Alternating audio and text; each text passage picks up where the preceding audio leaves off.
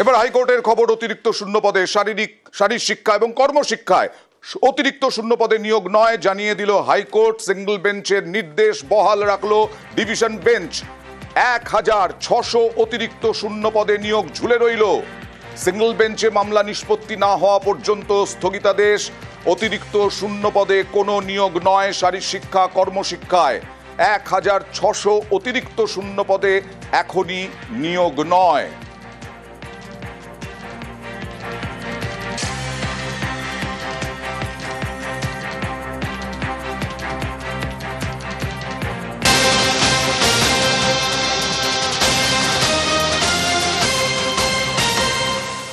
NRS হাসপাতালে এবার হাজিরায় কড়াকড়ি ডাক্তারদের ক্ষেত্রে।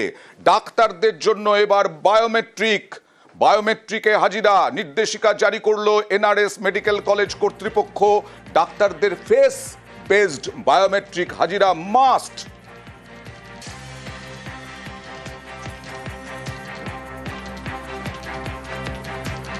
কড়া ব্যবস্থা, কড়া নির্দেশিকা। সরাসরি চলে যাব প্রতিনিধি অভিজিতের কাছে। অভিজিৎ, কি কি নির্দেশে বলা হয়েছে নির্দেশিকায় এবং ডাক্তাররা কতটা রাজি?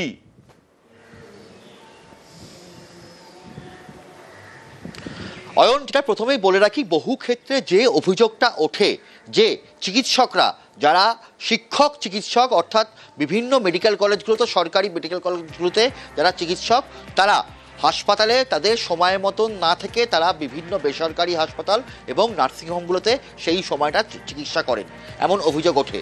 এবং যে কারণে ন্যাশনাল মেডিকেল কমিশন, এনএমসি, জাতীয় মেডিকেল কমিশন, তারা দেশের সমস্ত মেডিকেল কলেজে যেটা জানিয়েছিল যে এই ফেস বেসড অর্থাৎ মুখমণ্ডল বেষ্টিত যে আধার বেস যে ভেরিফিকেশান করা হয়, সেটা যখন তিনি তার চিকিৎসা ক্ষেত্রে ঢুকবেন অর্থাৎ তিনি তার মেডিকেল কলেজে ঢুকবেন, সেখানে তাকে পাঞ্চ করতে হবে তার মোবাইলে। এই মোবাইল ফোনে একটি অ্যাপস থাকবে, সেই অ্যাপসে গিয়ে তাকে নিজের মুখের দিকে তাকিয়ে তাকে পাঞ্চ করতে হবে এবং আবার যখন তিনি হাসপাতাল থেকে বেরোবেন তখনও তাকে পাঞ্চ করতে হবে। এটা কি মেডিকেল কলেজের জন্য নাকি হাসপাতালের জন্য? ডাক্তার না এবং শিক্ষক ডাক্তার সব মিলিয়ে? শিক্ষক ডাক্তারদের জন্যই, কারণ শিক্ষক ডাক্তাররাই সরাসরি হাসপাতালের ক্ষেত্রে তারা পড়ানোর জন্য থাকেন। প্রথমে তাদের ক্ষেত্রে এটা দেখা হচ্ছে, এরপরে যারা সাধারণ ডাক্তার তাদের ক্ষেত্রেও দেখা হবে। কারণ দুক্ষেত্রেই দেখা যাচ্ছে যে তারা প্রত্যেকেই এই ঘটনাগুলো ঘটান যে তারা সেখানে হাসপাতালে না এসে অথবা এসে 1 ঘন্টা বা 2 ঘন্টা থাকার পর তারা বেরিয়ে যান। সেই কারণেই এই ব্যবস্থাটা নেওয়া হচ্ছে।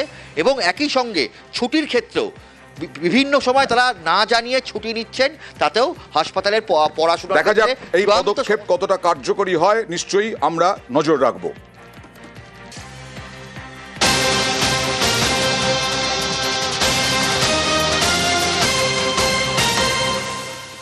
26-এর আগে তৃণমূলের রদবদল হয়েছে, এবার 26-এর আগে তৃণমূলের শ্রমিক সংগঠনেও রদবদল, শ্রমিক ইউনিয়নেও রদবদল।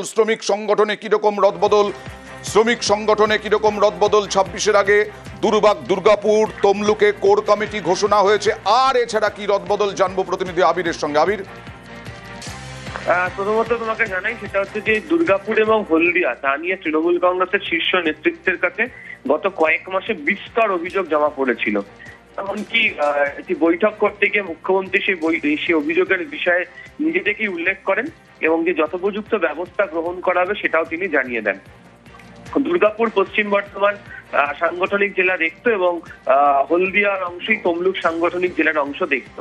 এই দুটি জায়গা, হলদিয়া এবং দুর্গাপুরে, যেহেতু শিল্প সংস্থার উপর অনেক কিছু নির্ভর করে থাকে, তাহলে সেই জায়গাতে দাঁড়িয়ে যাতে কোনো ধরনের অস্থিরতা তৈরি না হয় সেই কারণে উদ্যোগ কোর কমিটি তৈরি করে দেওয়া হলো এবং শ্রমিক সংগঠনের দায়িত্বে থাকা তৃণমূলের যিনি নেতা ঋতব্রত, তাকে কোর কমিটির মাথায় রাখা হয়েছে।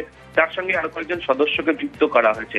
ফলে এর মধ্যে দিয়ে যে সমস্ত অভিযোগগুলো এসেছিল সেখান থেকে তৃণমূল কংগ্রেসের তরফ থেকে তাদেরকে সরিয়ে নতুন কমিটি তৈরি করে সেখানে কাজ চালু করা হচ্ছে এবং গোটাটাই যে শীর্ষ নেতৃত্বের নজরে থাকবে সেটাও কোর কমিটির মধ্যে দিয়ে বুঝিয়ে দেওয়া হয়েছে। বেশ।